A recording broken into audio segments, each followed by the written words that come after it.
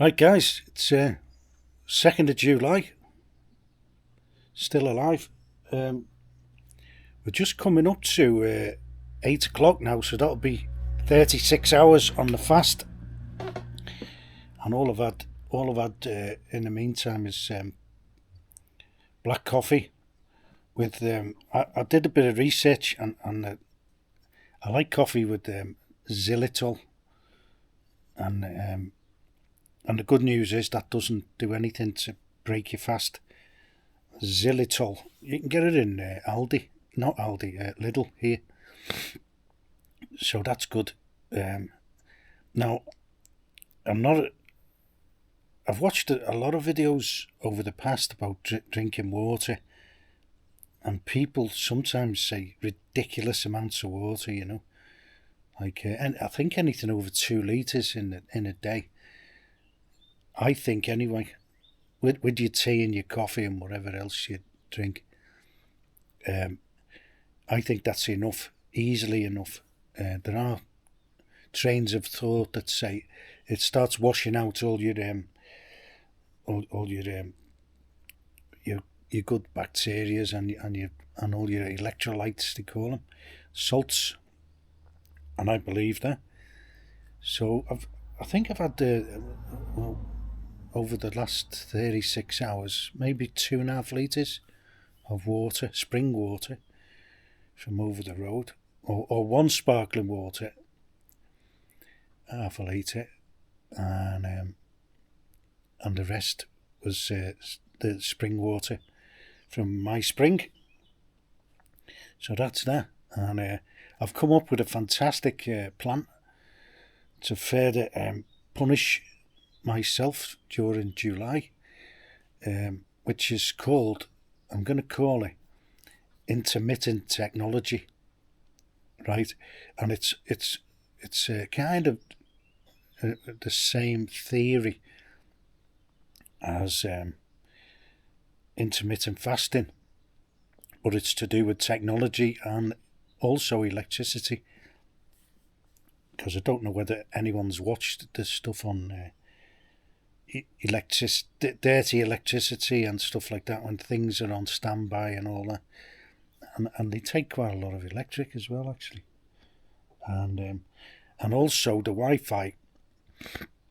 It's going to include that as well. So this is going to be. I'm going to probably introduce it. I'll just get a couple of days out the way of this. Getting in tune with the fasting. Now, regard the fasting, it's coming up to 8 o'clock now. That's 36 hours dead. And I'm not really hungry. Just having a cup of coffee. And I'm not that hungry. Anyway, this technology, intermittent technology, so working on the same basis as intermittent fasting, I would think, because I spend far too much time on the laptop, far too much time, and a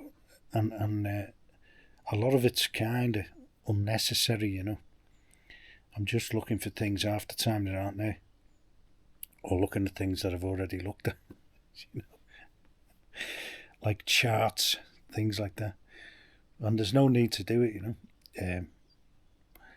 So the plan is, right, I'm going to do, like I do normally every day, 18:6, which is dividing the 24 hours into fasting and eating.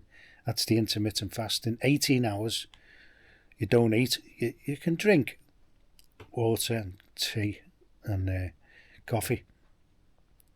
No sugar. No, nothing like that. And then 6 hours window where you can eat. You don't eat for the whole window. Some people might, but I don't. I just usually have one big meal at 2 o'clock, or not a big meal, just a decent meal, And I try and eat whole foods, by and large. Not always. So on some days I'll have pure junk food on there. Everything on toast and stuff like that, although that's not really junk.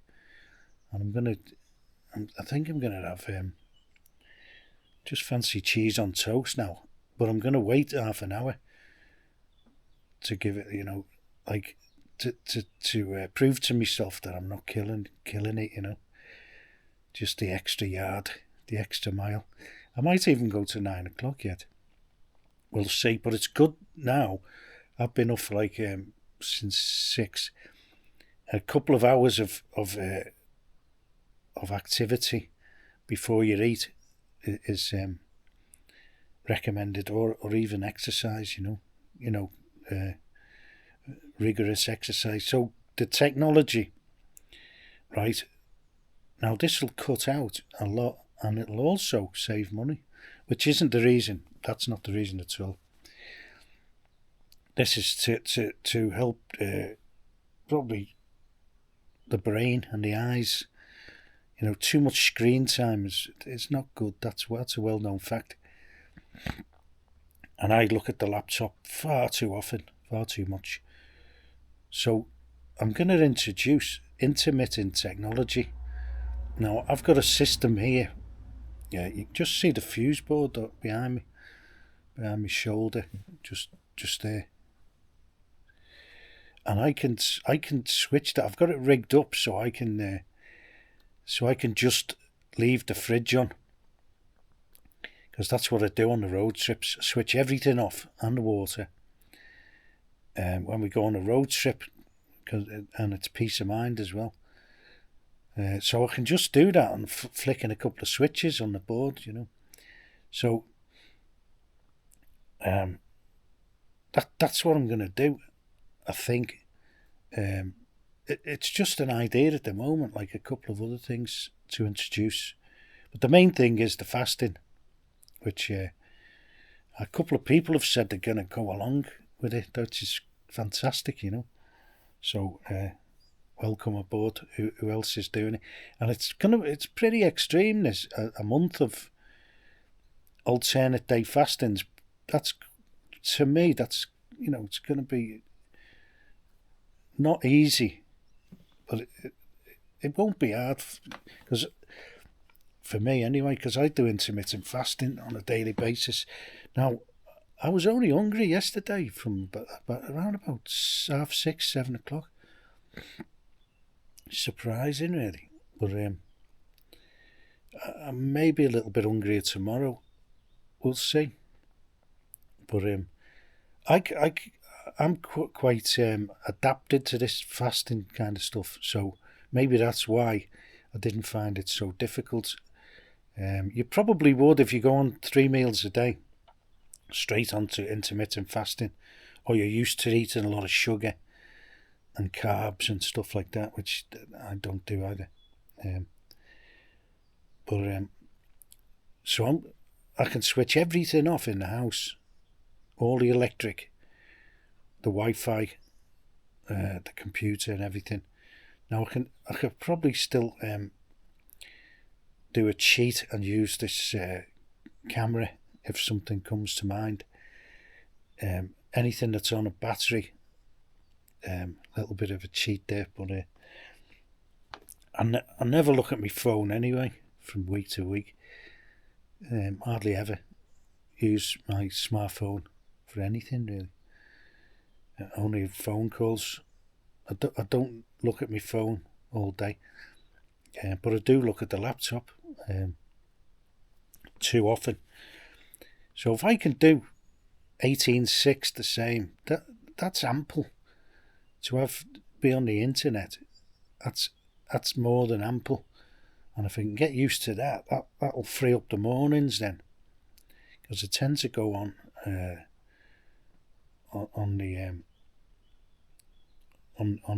laptop straight away in the mornings, see what's going on. But you don't need to. So that sounds good, to go to 2 o'clock, right? And then you can go on the internet till 8, which is fine for me. I don't look at it after 8 anyway at night, because I kind of shut down early, if you like. I wake up early, but I shut down early. And after about 7 o'clock, I don't really look at the internet anymore after that.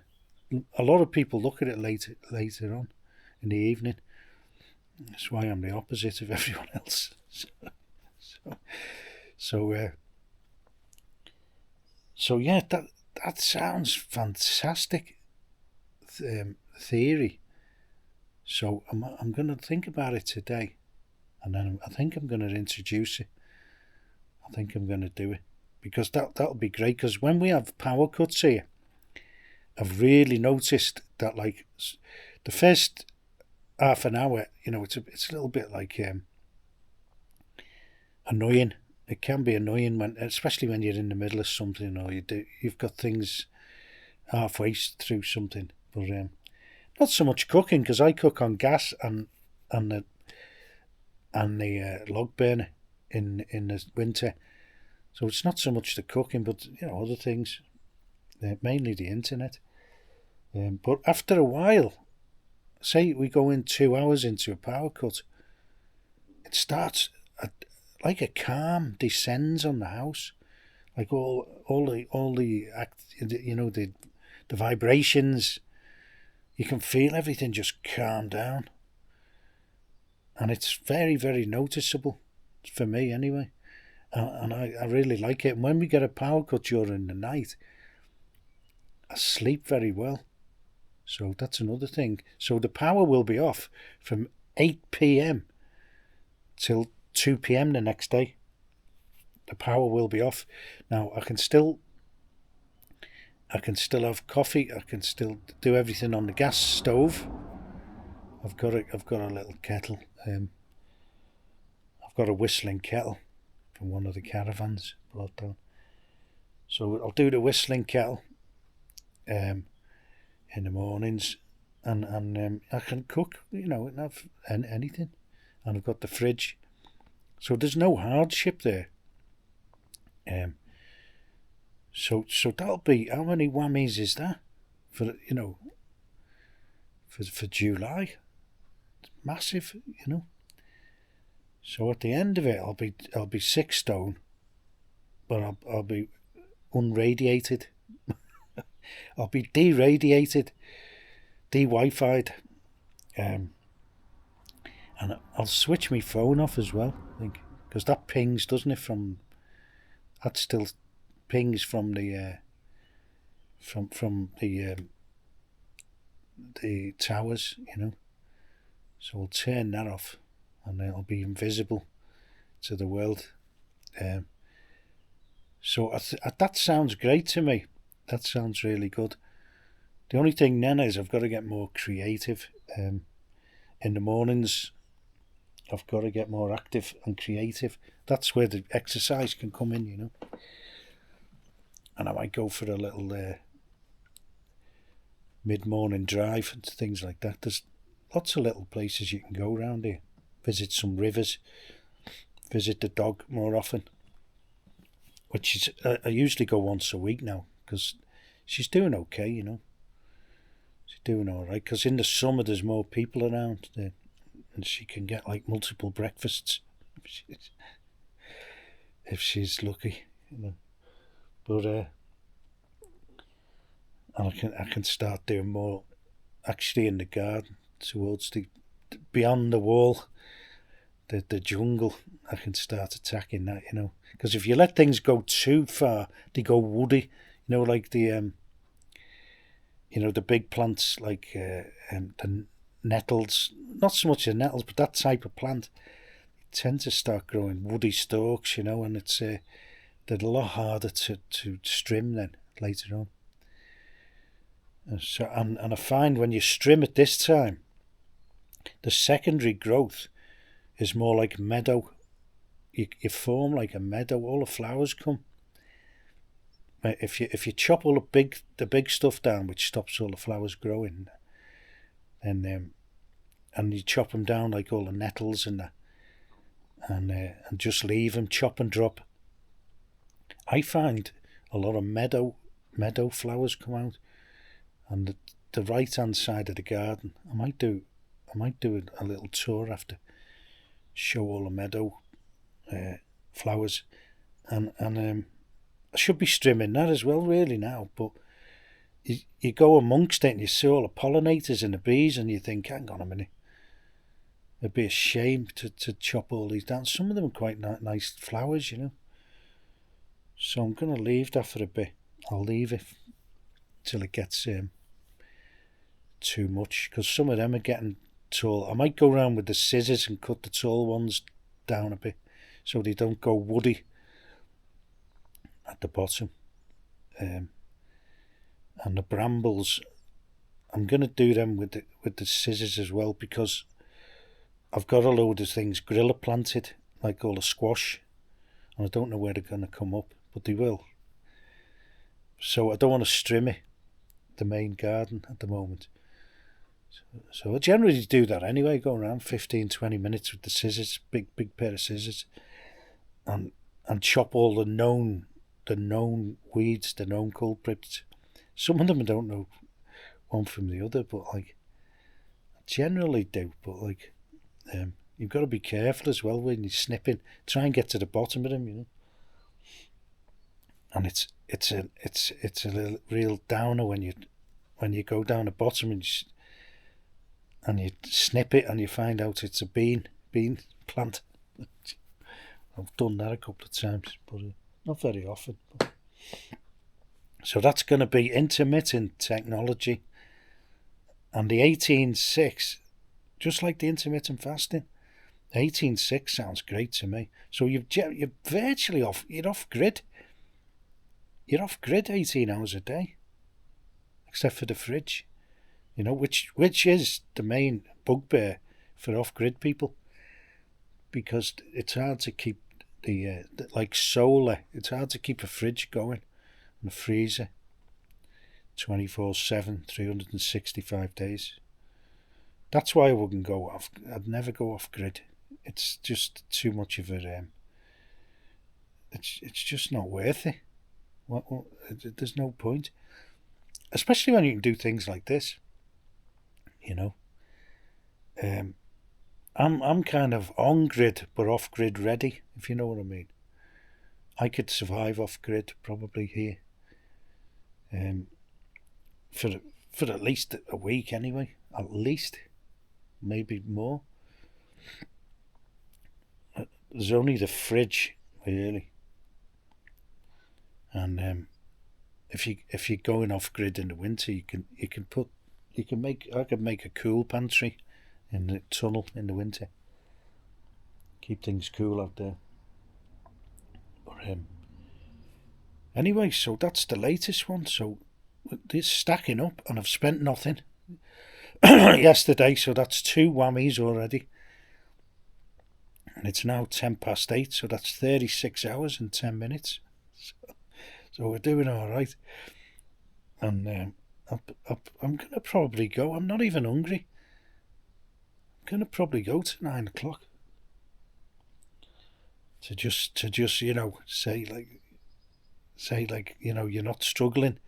You're not like at the cupboard door at 8 o'clock. You know what I mean? Right. So I'll probably check in. This was mainly about the new idea, the technology. That'll be a good one. That'll be a good one. Because I feel these waves when I go into big cities now. I can feel all the. I can feel all the resonance with being in the countryside, almost with nothing. I only pick one other Wi-Fi up than mine here, and that's it. That's it. And when you go to the city, you pick up your phone's just jam packed with them, especially when you go near these apartment blocks. I don't know how people can live there. I don't know how they do. Well, a lot of people get cancers, aren't they? Stuff like that. So turbo cancers. And something's got to be doing it. Can't be just a. It's not just a kind of a coincidence, is it? Nothing's a coincidence. Right. So hope you enjoyed that, and those who've coming along, stick with it. You know, we'll do it, and it'll be hard. It won't be easy. But no one said it was going to be easy. Cheers.